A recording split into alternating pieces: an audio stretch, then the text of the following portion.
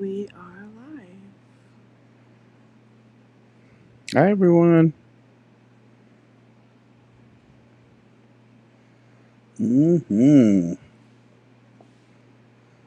Let's see if I have something here.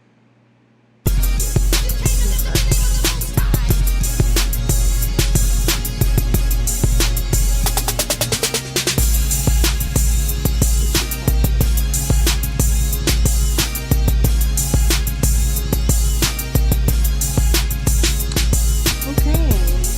Welcome everybody to another episode of the Black Multiverse Theory podcast. We are a little bit late today. We're constantly getting our tech stuff in order, so just had to get a few things sorted. This camera is very wide today, so you can see a little bit of the hookups that we have going on.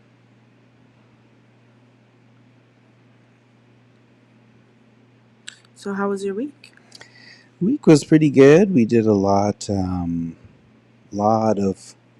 soccer this week. Soccer stuff is happening all week long as we get set up. Nice. So, yeah, it's not bad. Not bad at all. What were the stats for the week? Well, Naraya's team is still undefeated.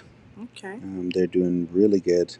Nice. As far as getting things organized and getting themselves organized and working together and listening to the coaches. The Sean's team, our main coach was in Toronto last week, and she just got back. So she is definitely getting back into the swing of things. But while she was away for 2 of the games. The first game, I was also away for that game. The children had to fend for themselves on the field. 2 of the parents stepped up to be coaches. Nice. And, they did really well, but they lost that game by 2. Then they played, I coached the last game. They were winning up until a certain point, and then they decided to take it easy after the second half because they were winning, and then the other team came back and won them 2 by 2 points. They beat them by 2 points again. And then yesterday they went up against a really, really hard team, really strong team, I should say. And that team beat them by, I think, 9 points. They lost 10-1. So, and they weren't really disappointed. they weren't really disappointed. The first game that they lost, they were like really devastated. The second game that they lost, they were annoyed. And then this game, they're just like, we can't seem to get it together kind of deal. And but we went over some points. So we realized that they're not very strong in their positions. So their positions, they don't stay in their positions. They run to help their teammate instead of waiting for their teammate to solve the problem. Yes, to solve it or whatever. So they run towards that, leaving their position open. And then when the ball gets separated from the teammate, the other team passes it into the undefended section.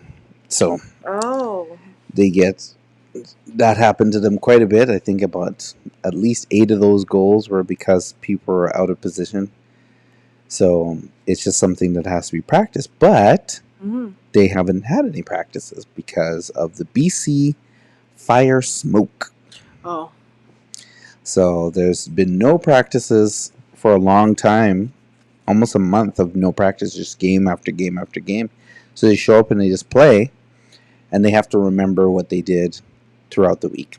BC and Saskatchewan, right? Yeah, the first one was BC and Saskatchewan, and then I think this week was just BC. Okay.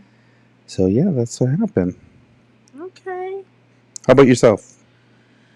Pretty regular week of just a lot of working. Sunset got scouted at the dog park today. Nice. And somebody wanting her to model some accessories. Mm. So maybe we can make some money. Probably not. Model. But maybe we'll get some cute pictures out of it. Mm-hmm. Nice. Mm-hmm. Nice. Well, All right, are you ready? Ready to move on? Yeah, we're ready to go to the scroll. So what you got on your scroll this week? The scroll this week, well, we'll start with local. We have 407 new cases of the coronavirus, otherwise known as COVID-19. This 400 only? 407, new cases. In a day? Yeah. Okay. We've been up at 1,200, so I feel like it's still low. Well, we went down quite a bit. But with this new Delta variant... Oh, is it the Delta variant now? It's a combination of regular corona and the Delta variant. Wow. We have over 44 cases of emergency room, in the emergency room for COVID related, which is one more than normal than we had before. So it's been affecting a lot of people. A lot of people are drumming up the conversation about whether we should have a vaccine or not, or is the vaccine even working on this new variant with the way how it's spreading. I think we're at the point of boosters now. So that's the next thing is booster shots, is what I'm understanding. Yeah. So the boosters are coming out now. Or they're talking about bringing out boosters for this variant. So last week we had a wonderful professional on with us talking about the vaccine, and letting us know the facts behind the vaccine. The facts. Only the facts, ma'am. And she did a really good job. That was your sister, also a renowned respiratory therapist. Should have about renowned. You're funny, though. So she did a really good job of explaining it to a lot of people. One of the things that she said that I really wasn't aware of was the duration of time that they've been creating these RNA, RNA versions. Yeah. So the duration of time has been it's 10 years, which not very long. I've been plumbing longer than that, but it is long when you think about the trials and the testing and the creation and all the things that they've done. So she says they were ready to roll out with it, and that's when it rolled out. For a lot of people who listened, that put some of their minds at ease. Some of the people who listened, that did not. It did the exact opposite. And people are like, only 10 years? That's it? And it's like, yeah, it's how it is. We've had the flu virus, the flu shot for a long time. Still haven't perfected the flu shot. So decades upon decades of the flu shot, and we still haven't perfected it. So we'll see what's up. I think the thing about viruses anyway is that they always change, so... Yeah, they're always mutating. So because of the mutation of this particular virus, it's knocking people out cold. I'll get onto that when we get onto In the Screen. Okay. Also, I did talk about it with the soccer. We had BC Fire Smoke and Regina Fire Smoke have a lot of foliage that is on fire. This is causing us here in Alberta to have huge respiratory issues, and those people who have asthma and allergies, it is affecting your eyes, nose, and throat, which is causing symptoms like runny nose, headaches, blurred vision, which are also coronavirus symptoms. So be very aware that... I was going to say get yourself tested, but nowadays they're not really doing that. Like, they're not really testing like that, so... You have to go to your doctor to set up an appointment for a test. Okay. Now. Or to Medi-Center and say, this is what the situation is. They're still not trying to get everybody with corona to go straight to the hospital. They want you to kind of figure out what's going on your own. and then go get help, go get tested. But bringing the coronavirus into the emergency rooms has caused to a large spread of the virus and a lot of deaths. Really? Yeah, because people have come in for other things and they're sitting in the emergency room and then they get coronavirus and then they're like, immune system's already compromised and then they're done. So, yeah. Okay, well, before we go on to anything that's any lighter than this, we have to give big shout outs and RIPs to like a whole list of people. I think you were getting to it last week, and I probably interrupted you 16 times. But since then, we have yet another person to add to the list. So, just to Jason Duncan's family, Jasmine Duncan, also to the Davises, all the love out to you with the recent passing of Rakisha Davis. And then also a friend of the show, family of the show, we would call it. Big love goes out to the Charles family and Rod Charles, with the passing of Ray Charles, who was such a cool dude, like definitely a light, big laugh, big sunshine. Same with Rakisha, and Jason as well. Everybody who knew them all talked about what a light and what a gift it was to have them in our lives. So kind of wanted to take that second, or what have you. That's a good second. Yeah. So shout outs to all the family, friends, and the people who are still and will be dealing with that. It is hard to lose members and it's hard to deal with it. It takes time. And my advice to you is take your time and process it. Yeah. Take your time. They say that the load doesn't get any lighter, but your heart gets stronger. So I hear that.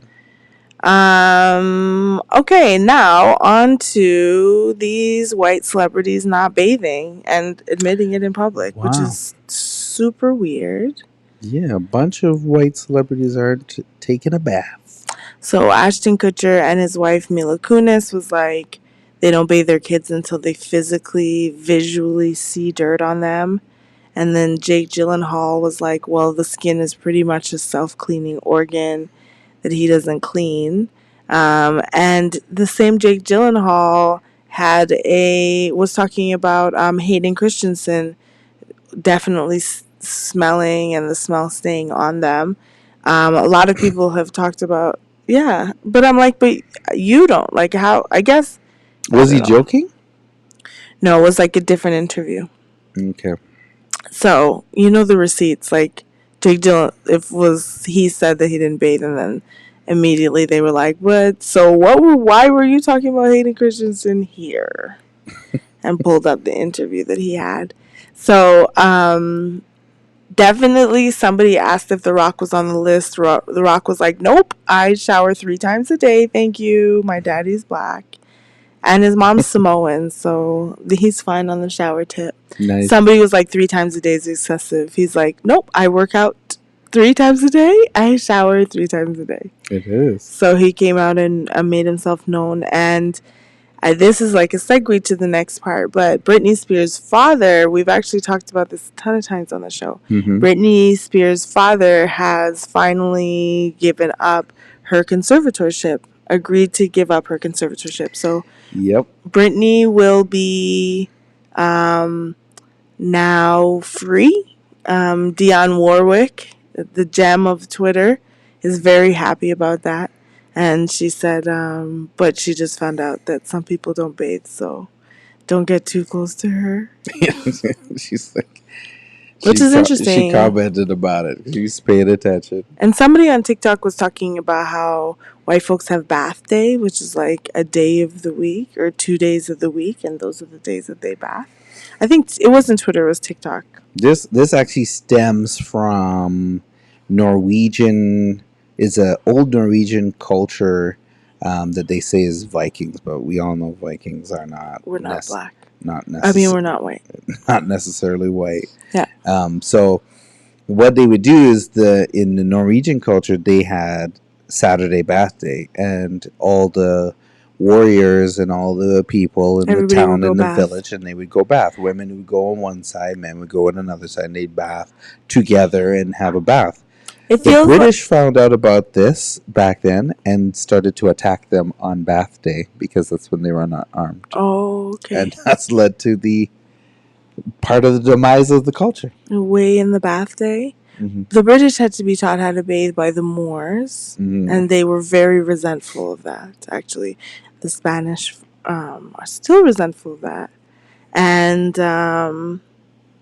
I think not bathing frequently makes sense if you're like, it's back in the day and you live in the north, right? So if it's like you don't really have electricity, you live somewhere north. Well, they had bath. They would have to melt ice. So they'd have to, because it's up north, right? So they would have to warm up the ice, warm up the bath, get the wood, get all that stuff going. And of course, as you said, there's no electricity. So everybody would go and they'd all bathe. And the men would actually bathe more in a colder setting.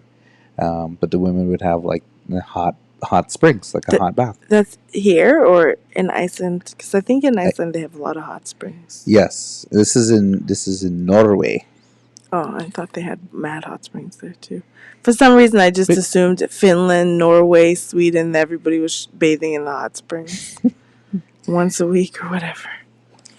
Anyhow, so so it has led to this great cultural discussion about bathing. Mm-hmm. And how frequently, which has led to a further discussion about how frequently people wash their sheets. And apparently a third of the people wash their sheets once a year or less. Once a year? Wow. Okay. So I was just like, who is that third of the people? And are those also the people who are not bathing / not washing their legs?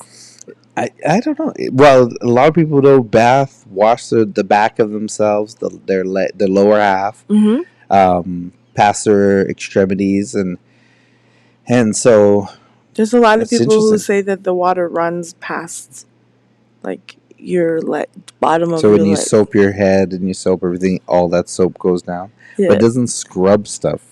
It doesn't get rid of it. Yeah, but these are not the people who scrub stuff. I don't think this is the Washcloth Coalition. I was talking to my mom the other day, and we were talking about Nariah and my second son, who's now 11. Okay. We're finding out because he's getting older and hormones are starting to kick in at 11, that he's starting to smell like onions. And garlic. I call it hamburger. He smells like hamburger meat. Yeah, like onions and garlic. Like a McDonald's burger. That's what he smells like. Okay. So he sat beside me on the soccer field. I turned to him. I said, "Oh, wow, hamburger, eh?" And he looked at me. I'm like, "Did you put deodorant on today?" And he looked at me. He's like, his eyes darted from side to side as any kid would. And I remembered my mom. I remembered being 12 and going out to play, and right across the street from Bethel to this day is a park. But back then, there was what we called the death bars, or the monkey bars that were there. They were a metal prism. And kids would go up there and go all the way to the top and fall. Oh, you see, ding, ding, ding, ding, ding, ding. Kids would fall and nearly kill themselves. And the funny thing is, none of us ever killed ourselves. And it was dangerous. Like, it was so dangerous. And then we'd go in the wintertime and try and do the same thing. A lot of guys would get caught licking the monkey bars with their tongue stuck on it. Yeah. So that's what happened. But the merry-go-round was actually the worst. So at times, an adult will come and spin you on the merry-go-round, and you'd fly off like 10, 15 feet away from the thing, get up, and try and jump back on while it's spinning at horrible velocities.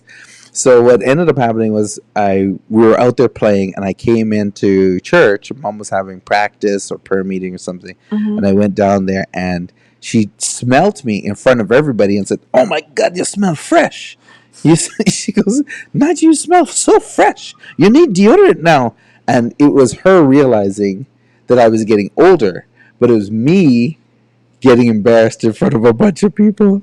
So from that day, she was like, every day you have to bathe twice a day. She's like, you smell. You have to bathe in the morning. You have to bathe when you come home. And I kept on the routine. So a lot of times I bathe twice a day. I try to bathe twice a day. Once a day is the minimum for me. And everybody else, you can attest in the comments your bathing regime down below. If it's not at least once a day, then just don't put it in there. You can if you want. I don't think you should. That's all I was trying to say. So, our big shout out and prayers go out to Haiti, who recently suffered a big earthquake. Boom, bam. And a lot of the Caribbean, actually, Jamaica felt that earthquake too. Tars Riley said he woke up and he thought he was still dizzy and went back to bed. It was an earthquake. So they definitely felt that in Jamaica. And if you know Jamaicans, they're like, oh my God, this is the sign of the end of times. So all of the Babylon fall, all of the capture land was happening on the Rasta Farnet. As far as I could see, Naomi Osaka did donate her money from the tennis that she's playing right now, which I don't know that what Wimbledon? Open, French Open. Or French, okay. Yeah, so I think it's the French Open right now. So she has donated her French Open money to her earthquake relief causes in Haiti. We want to remind everybody not to donate to the Red Cross. Haiti has asked that you do not donate to the Red Cross because the money doesn't get to them. But there are some other organizations who are doing good work on the ground. Wow. So yeah, definitely do your research as it relates to that. So Naomi Osaka is playing in the French Open, and she did her first press conference since withdrawing from the last Open. I think it was the U.S. Open or the... Sorry, this is not the... Sorry. You guys, I'm wrong. It was the French Open that she stepped away from doing press conferences. But I don't know what she's playing in right now. Sinky Open. I don't even know what that is. But anyway. So she's playing in the Sinky Open, and it was a pre-tournament press junket type thing. And apparently the guy was like a little bit how do you say, aggressive in the way that he was asking the question, but he said, you're especially not fond of dealing with the media, especially in this format. Is that Cincy as in C-I-N-C-I? C-Y, yes, maybe it's Cincy. That's Cincinnati. Oh, it's Cincy. It's a Cincy Open. Cincinnati Masters. That's what she said. Wow, who knew? Anyway. Just for those who wanted to know. That's why the Cincinnati Enquirer journalist was actually asking this question. That makes sense. I'm like, Cincinnati Enquirer, okay. You're not especially fond of dealing with the media, especially in this format. You've suggested there are better ways to do it, and we'd like to try to explore that. But my question, I guess, was, you also have outside interests beyond tennis that are served by having the platform that the media presents to you. How do you think you are able to best balance the two? And she started crying. And she said she started crying. She was pulling down her hat, but she eventually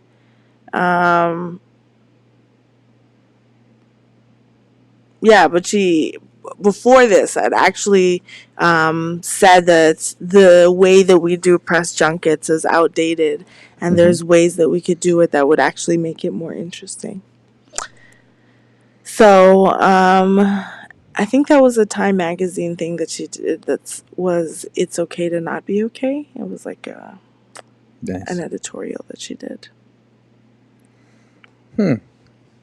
So I guess super huge shout out to Naomi Osaka anyway for being herself and donating that money to Haitian relief efforts. If you are wanting to support local Haitians and Jamaicans, there is a restaurant called Island's Best Grill, where it's a Haitian Jamaican restaurant, and I'm pretty sure that they're trying to make sure that their families are safe as well. So that's a little way that you can kind of give back, go there, get something to eat, and check out what's going on. They probably have more information on how to get relief back to the islands if you want to check them out. Okay. Also, we have on the docket. Sorry, let me go back to local news. Calgary activist Taylor Mcnally was slammed to the ground by police while protesting a young woman slammed to the ground by police. So she was in front of the courthouse. One of the protesters was there with her named Jack. Jack was slammed to the ground by about two police officers. And then she came yelling kind of in protest as well. And 3 police officers got a hold of her. And, she was trying to get her arm loose. And they felt that she was resisting the usual, right? And they slammed her whole body just down to the ground. You see her struggle in pain as her arm gets twisted, and they twist it behind her back, and then they push her down on the ground. It's terrible. Then the whole time, Adora, our local family protester and activist, was recording it all and there on scene to let everybody know how they were doing. They were arrested that day, but since then they have been set free and they are recovering at home. But it was pretty bad. So check out what's going on with Calgary, why they were protesting. The young lady who they're protesting or trying to get the police officer fired, he slammed this young lady to the ground. And once he slammed her to the ground, she later on committed suicide based off of the situation and the mental distress that she went through. So see how you can support that as well. Okay. Yeah. We have more stuff here. Lizzo is getting hate comments on Facebook. So Facebook has decided, well, hey, guess what? We're going to help you out. So they decided they're going to screen her comments for hate messages. Okay. And they're not going to let those messages through. Super weird that they can do that. Don't. But I think what's happening now is because of the press and the media and how social media spreads, they have been targeted a lot because Facebook. Yeah, because they're white supremacist bros over there. So it's one of their ways to kind of show the community and the country and the world that they're able to do that. But when you watch how Facebook was even created, they just pretty much get a bunch of guys into a room and say, this is what we want. They create the algorithm, and the algorithm is able to separate this. Now, I watched a series on YouTube where 2 black ladies did the exact same thing. They're very smart. They're both computer analysts, and they were able to post, and they said once a week when they post, they get hate messages in their comments. So they were able to create an algorithm. A bot.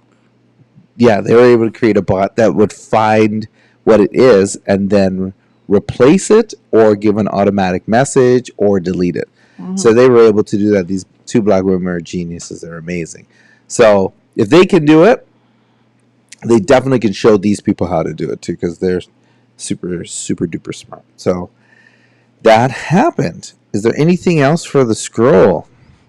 Not that I have. We talked about Saisha Mercado. She was an American Idol contestant. She had both of her babies medically kidnapped. And I guess why this is happening for years and years and years and years, by the way. This is, and be very careful with this. Those of the people who watch our show that are in the United States, and I think even here in Edmonton, I know there's a crew of nurses called Happy Beginnings. They assess the situation of the health and well-being of the baby, and they are able to call a caseworker in if they feel like the child is being abused or neglected in any way. Now, if the parent legitimately is asking for help, then that doesn't happen. Like, a caseworker is not assigned. They go there and they help, and they here in Edmonton, they schedule for a new or another interview where they'll come the next week and say, okay, how's things going? In this case with her, her son, who's now, I think he was going on 2, was having problems weaning off breast milk. So she had gone January to a series of doctors. She was concerned about it. And when she realized that he still wasn't getting off it, she got really worried and decided to take him to the emergency room to get him fluids. While she was there, they found out, boom, that she was neglecting. They determined that she was neglecting the baby and took him. Now, she's pregnant at the time with the next baby, and so they took him from her in January, and she has not seen, and put him into foster care. She has not seen her baby since January. So she's crying about it, and the new baby's now going to be born, which is the reason why she was trying to figure out to wean one off and get the next one going. And as soon as that baby was born, on the way back from the hospital, they surrounded her car, the police and a social worker, and took that baby as well. Oh, wow. So it took both babies from her. This is making national news, where we're now being exposed to caseworkers, and we're being exposed to social workers and how they can help or hinder the relationships between families. Now, I know a lot of social workers. I know they do a lot of good work, especially here in Edmonton. But this particular scenario, we all need to look at it and pay attention to find out in which ways can we make changes to see if it might be a better system, or is the system working? It's not working for sure. And the person we have to talk to is none other than our dear friend, David Shepard. So, David Shepard, he's your MLA. Please let him know what is happening. You can write to him. And his staff is very, very, very diligent in trying to figure out how he can better put himself out there to the news. The social work system is closely tied into the prison and the police system. So the people who are most adversely affected are also the people who are traditionally oppressed. So here in Edmonton, in Canada, the people who are really being I guess targeted by this system are First Nations people, and also immigrant people as well. So just the other day, someone told me about a Cambodian woman who got her kids taken away. And the reason why her kids were taken away was definitely like not a reason to take children away from somebody. So yeah, if it is something that you're interested in taking up as a cause, you definitely, a lot of social workers who are in the system who are my friends, do feel hindered by the system. And a big shout out to Gigi, who definitely doesn't watch this podcast, but we go way back, and she is an attorney who actually gets people's children back. So that is what she does for a living. That's it. And shout out to Dane. He's also in that field as that well. area field. Yeah. So, and I actually have had CPS called on me for Sanaya. So. And it's one of those things where it has to be revisited. The rules, much like how the banking system is too much reliant on one individual's opinion and point of view. So if we can add more steps and something that grades people across the board, maybe that might help. I'm not an expert. I don't know. I feel like let's say in the case of neglect, like let's say not even in neglect, like let's say somebody it's poverty. Let's say somebody can't take care of their kids, right? So then you take those kids away and then you put those kids with somebody else. Stranger. Right. Okay. So then you give that stranger this huge, and it's a decent amount of money. You give that stranger that sum of money to take care of that child. But the person who is living in poverty gets less than that sum of money to also take care of that same child. So definitely it feels like there's ways that we could reform. That's definitely a system that needs reforming, or to be honest with you, probably abolishing. So that is it. And on a lighter note, Khloe Kardashian feels really good about her natural hair. Yeah, she is finally embracing that she's OJ's daughter. I'm just kidding. A lot of people, that is a conspiracy theory, or a theory, that the Kardashian sister Khloe is actually OJ's daughter, which by the shape of her head and face. It's a jawline, but she's had a lot of plastic surgery to cover it up. And jawline. If you look at the original, it's a lot like OJ's. So the original. She looks very different these days, I have to be honest. She does. She's done a lot of cut and paste. Yeah. She looks more biracial now. There you go. Than before. Okay, forwarding to on the screen. Okay, on the screen. What you watching? Well, the most important thing that I want to share with you guys is a documentary that I watched about fungi, about mushrooms, that wound up being like a psilocybin pitch. Naturally, these Netflix documentaries, somebody that has money pays for these documentaries, I'm positive. But it was a lot of really phenomenally interesting information about mushrooms. So some of the things I learned, number one, is that mushrooms, I always knew that mushrooms had like this mycelium under the ground, but this mycelium stores carbon, and trees, so I knew two things. I knew mushrooms had a mycelium on the ground, and I knew that trees took care of smaller trees and fed each other and took care of their kids, pretty much. And if a tree is in an environment that is like hostile to the tree, they will increase the competitive environment and change the soil so that their children, their babies, germinate a little bit further away than they are. So I knew these two things, but I did not know that the trees are using this mycelium network, which is the mushroom mycelium network, in order to feed each other and to transport nutrients and even communicate. And then additionally, that the mushrooms that we see above ground are just the sex organs of the mycelium. So they're really above ground to like spread spores to move the fungi, the mold, the mushroom to another place. But really where it lives is like in the ground in this network. And so apparently every step you take outside has 300 miles downward of this like very intricate mycelium.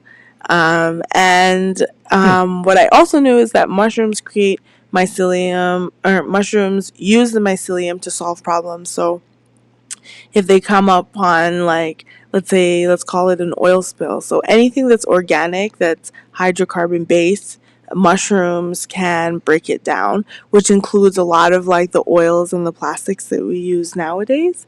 So there's more people doing research with these different kinds of mushrooms. And even another thing that I learned about mushrooms was that there was something else, but I forgot it now. But yeah, if you get a chance, I don't remember what it's called, but it's on Netflix. It's called like The Wonderful World of Fungi or The Magical World of Fungi or something. Ooh, that fungi are actually its entirely different kingdom, which I didn't know about. Like, I had no clue. So apparently it was fungi before anything else, and then fungi split into two kingdoms. One kingdom that digests inside of themselves, and the other kingdom that digests outside of themselves. So that was also interesting to hear. That's it. I am probably like, I'm very interested in mushrooms, but I'm definitely more interested because of this documentary. It was very cool. All right. So those of you who eat mushrooms on your salads, all kinds, and those of you who take mushrooms, which is a completely different thing, this is a good documentary for you to get some information on what is going in your body. Yeah, the guy's definitely a psilocybin advocate for microdosing psilocybin. So I know we're saying it like ha ha ha, but there's actually like real evidence now. I think they in 1999 started these studies, and now a lot of these studies are coming to fruition where psilocybin is helping people with depression, microdosing it, so not having magic mushrooms and having this trip or what have you, but just like one pill. And the thing about psilocybin for treating these things like anxiety and depression is that it doesn't take consistent treatment. Like, it's like one or two, and it kind of sorts things out already. So they're wondering if back in the day, the thing that made us evolve into thinking humans was our interaction with these psilocybin mushrooms. Interesting. Yeah. So watch that on Netflix. Correctamundo. Also on Netflix is quite a few shows out there that I'm watching. For those of you who are into the cartoons, I went back actually and watching One Piece. So I'm watching the rest of One Piece. So Netflix has a couple seasons, and then now I am on to the dubbed seasons, or no, so the subtitled seasons. So that is there. Another season of X Hunter X is on. That's also there, and also Shaman King is another one, which being a king of shamans is very interesting. So that is another one that is out there that I have been watching. Shaman King is an anime? All of them are, all of them are animes. So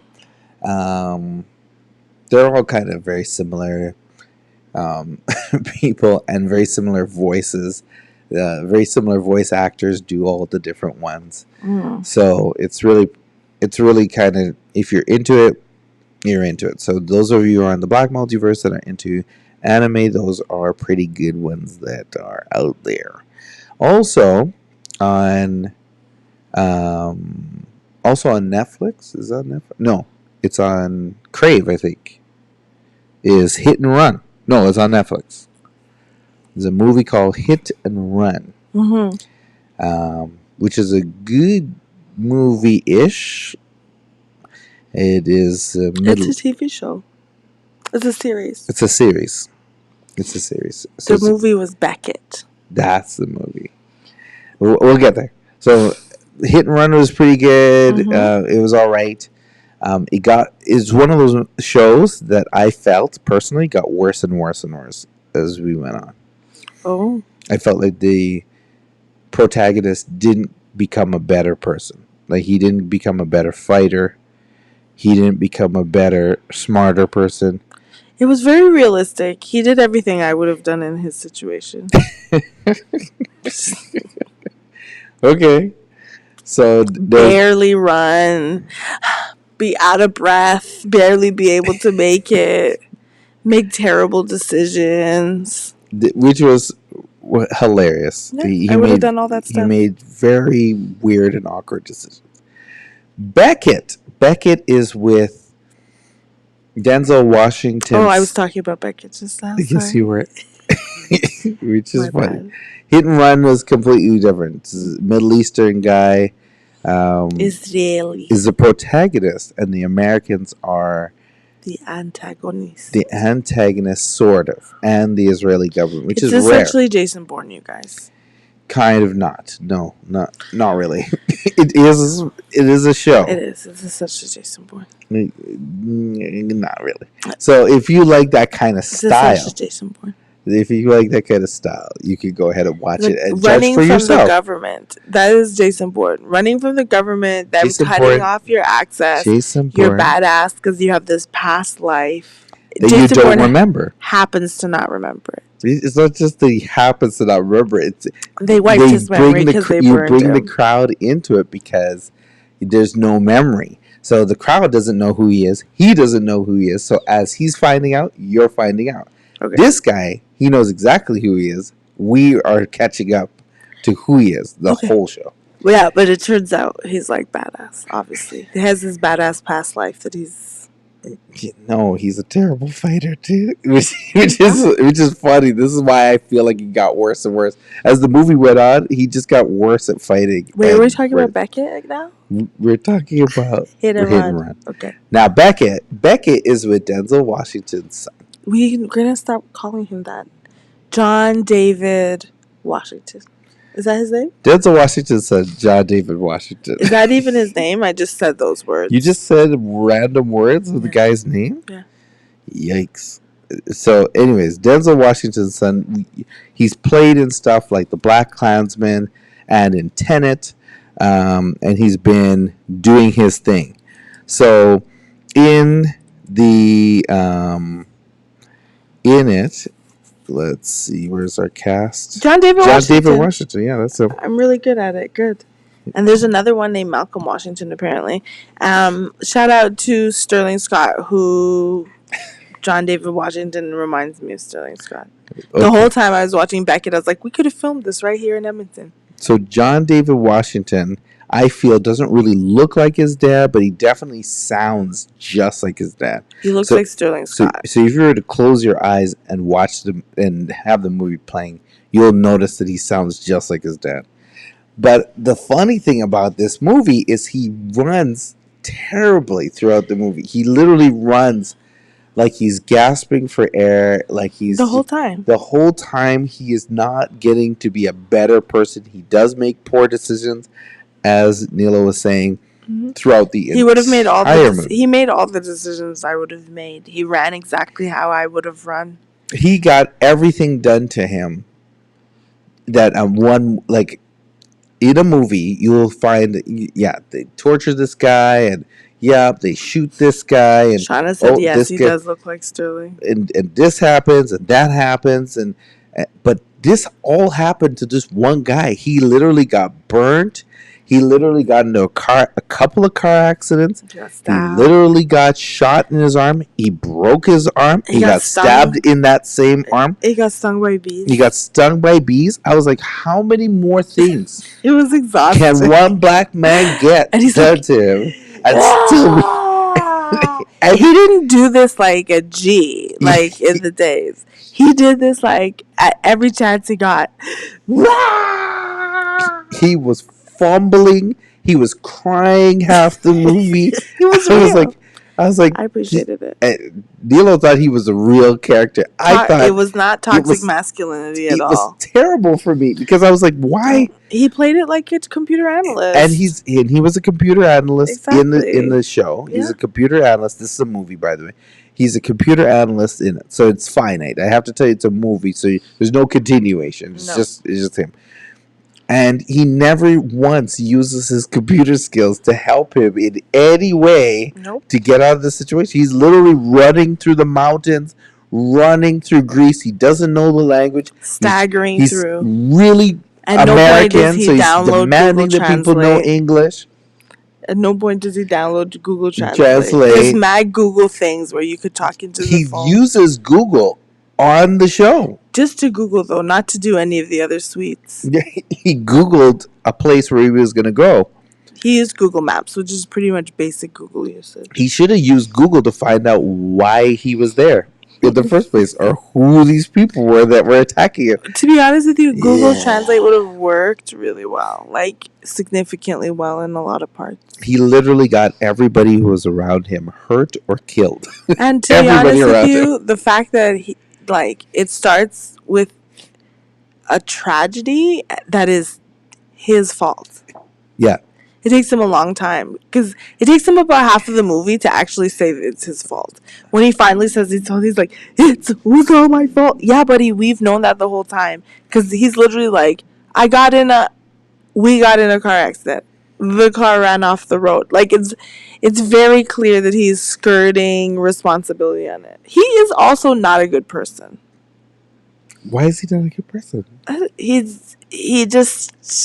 didn't like it.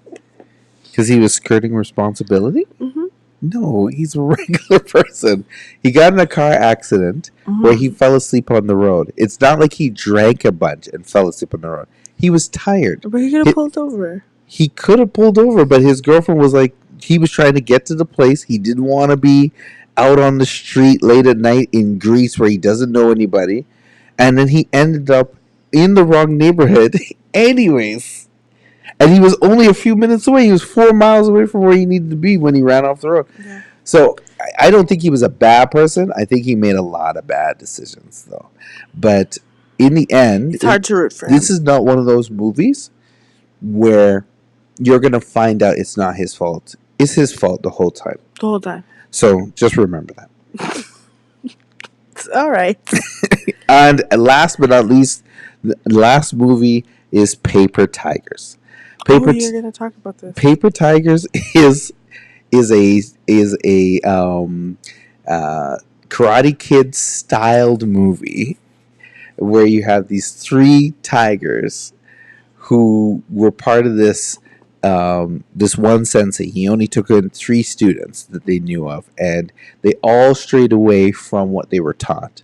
And now they themselves are fighting amongst each other, and they have to come back to defend the honor of their murdered sensei. And so they come in and they watch it. It is a very funny show. It's pretty funny. It is hilarious to watch, and it's kung fu. So you're going to have a good time watching it. It's a good time. Okay? And it's a movie. It's maybe like 7 out of 10. Yeah, it's not bad, so you'll enjoy it. Okay. All right, what's in your ears? I have been listening to South African Zouk 80 to 99.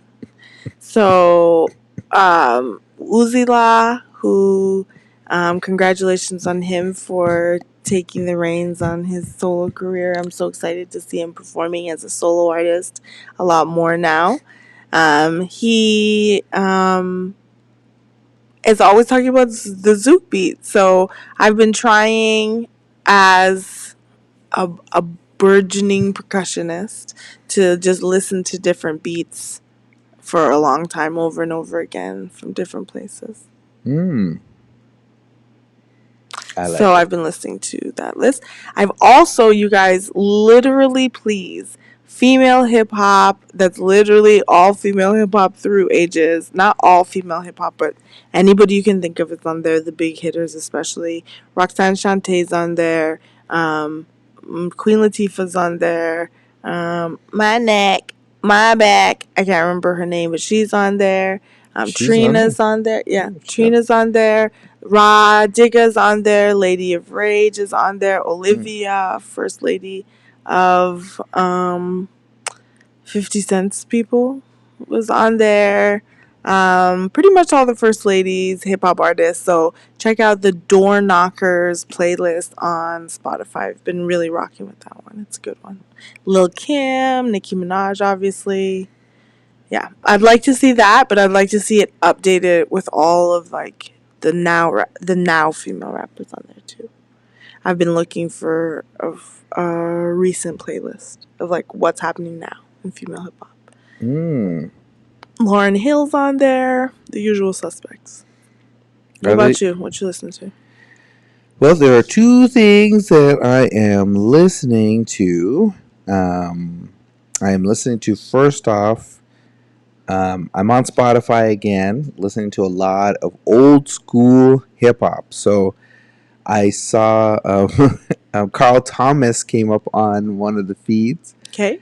And I've been trying to figure out how I'm going to start with Nigel the MC, start doing stuff on social media a little bit more. And one of the things I saw was they literally took these videos and kind of dissected it on how it was. So that Carl Thomas came up as one where he's describing the song "I Wish," like all of the song, how Carl Thomas looks back in the video and all the stuff. So I went into a Carl Thomas, Joe, Blackstreet kind of hole, and I've been in there listening to these older songs, which are great. They remind me of being a teenager. And I'm also into... I've been listening to a lot of Nigerian gospel songs, to tell you the truth. Okay. And I love the Nigerian beat. I know the beat is fire. Right? So, You Are Yahweh, All That Matters, Ekwewe. So I've been listening to those two on my way to church and throughout the day.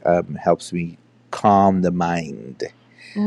So check those out. Those are great. Do you have a word? Do you have a word?